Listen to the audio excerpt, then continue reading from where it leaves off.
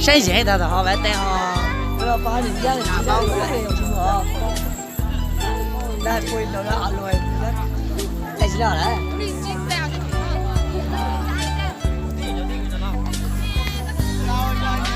别了。这边啦。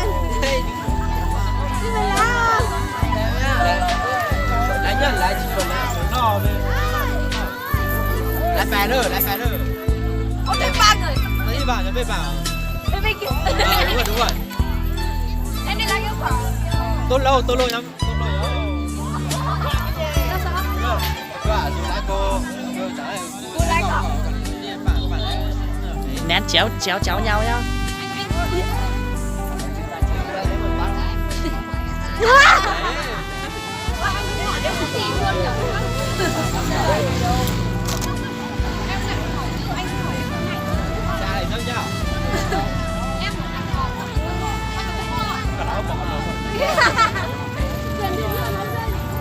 Wow, gì nữa? Bắt thấy gặp phát thả rồi.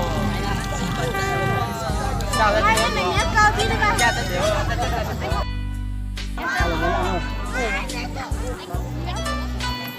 chào ấy, gái ơi cho xin hỏi tên gì nhỉ? Thân à? Năm nay bao nhiêu tuổi rồi? 13 tuổi, ủa trẻ thế nhỉ? Em từ đâu lên đến đây ạ? À, Ba Trì à? Ba Trì 2 à? À, Ba Trì 1 à? À vâng, có người yêu chưa? Chưa. Chưa à?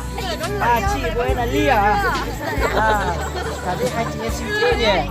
Không phải là yêu. À vâng.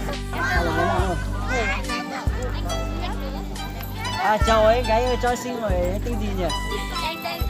Thân à? Năm nay bao nhiêu tuổi rồi? 13 tuổi, ủa trẻ thế nhỉ? Em từ đâu lên đến đây ạ? À, Ba Trì à? Ba Trì 2 à? À, Ba Trì 1 à? À vâng, có người yêu chưa? Chưa. Chưa à? À, chị của em là Ly à? À, cảm thấy hai chị em xinh thế nhỉ? Không phải là yêu. À vâng.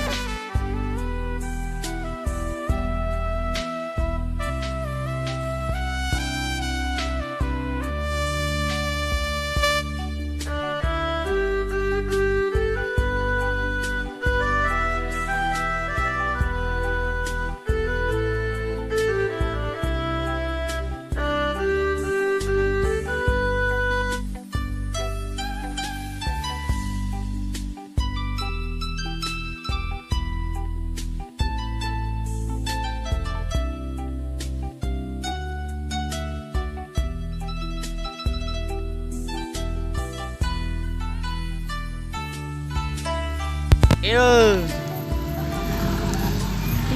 Cái này nó sẽ gì? Nó